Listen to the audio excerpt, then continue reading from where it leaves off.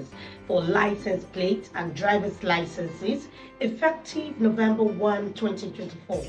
Vehicle owners will now pay 21,000 naira for a 5-year driver's license and 15,000 naira for a 3-year license. For motorcycles, tricycles, the fees are 11,000 naira and 7,000 naira for 5 and 3-year licenses, respectively. The new rate also sets the cost of a standard private or commercial vehicle number plate at 30,000 naira.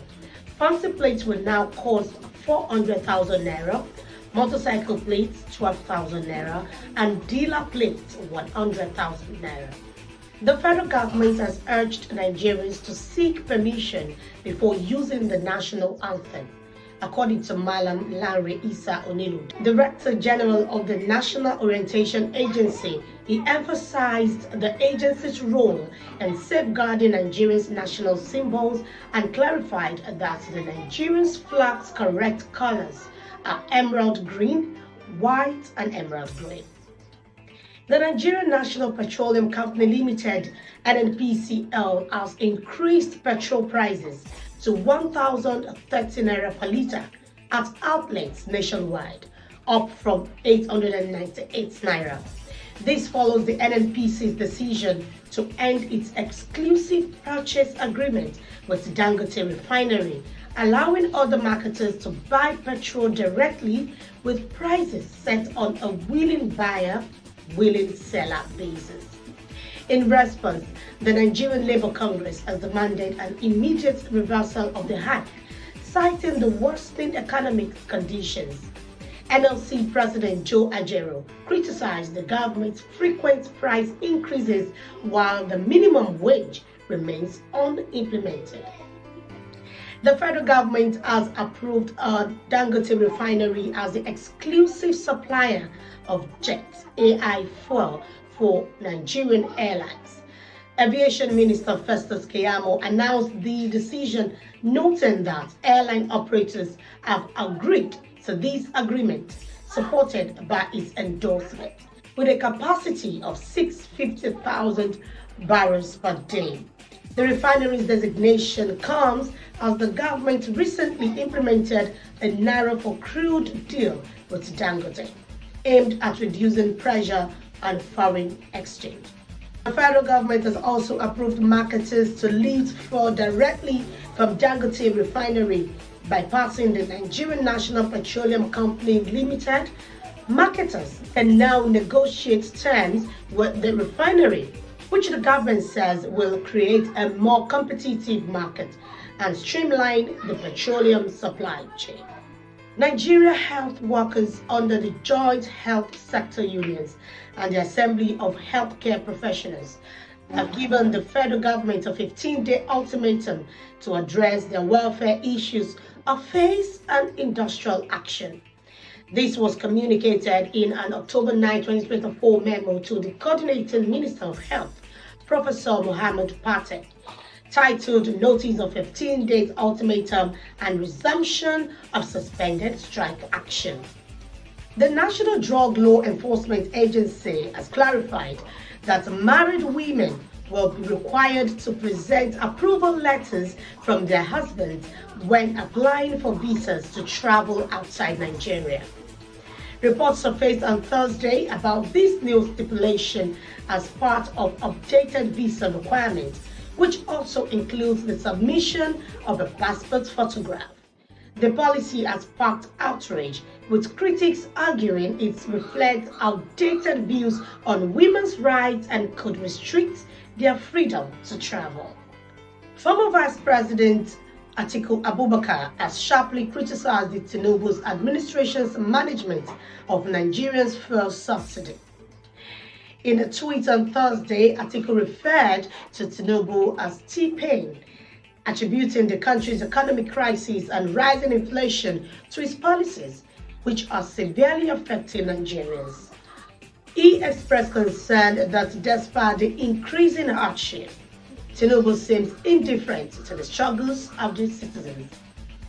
A high court in Abuja has summoned the former Kogi State Governor Yahaya Bello over allegations of money laundering and corruption from 2016 to 2023.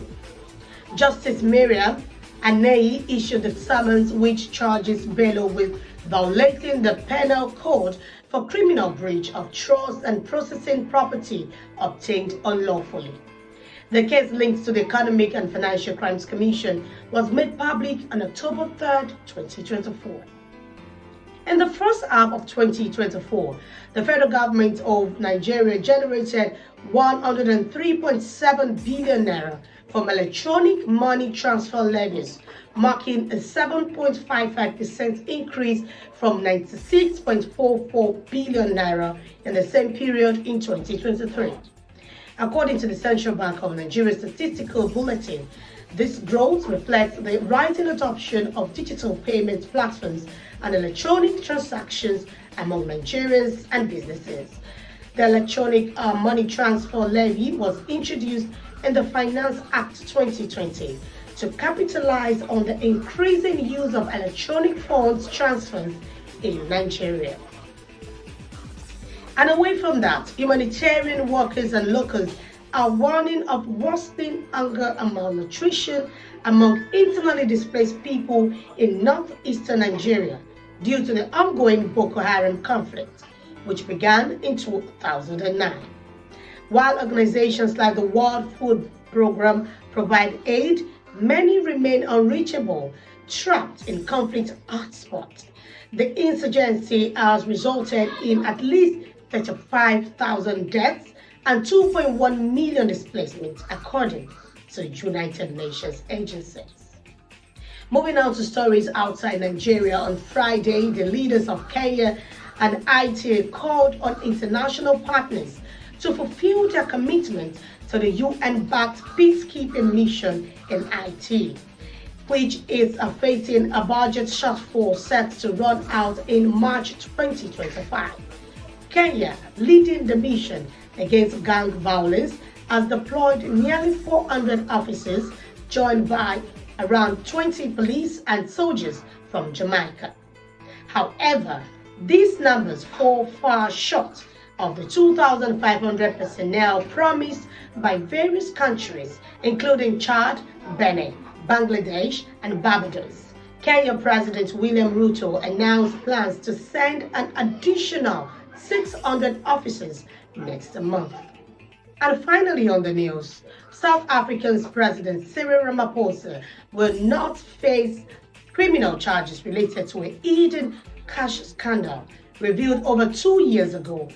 Prosecutors announced Thursday the investigation was prompted by a complaint from former National Security Chief Arthur Fraser, who accused Ramaphosa of kidnapping, bribery, and other crimes connected to the theft of $580,000 in U.S. banknotes hidden in a couch at Ramaphosa's ranch. Fraser alleged that Ramaphosa concealed the theft and attempted to cover it up by having his protection unit track down and silence the thieves. The incident occurred in early 2020 but only came to light following Fraser's allegation, forcing Ramaphosa to admit the theft and creating turmoil ahead of a key party leadership vote. Thanks for watching. Join me again on the next episode of News Recap on Eyes of Africa TV. I am Tosi Ajayemi.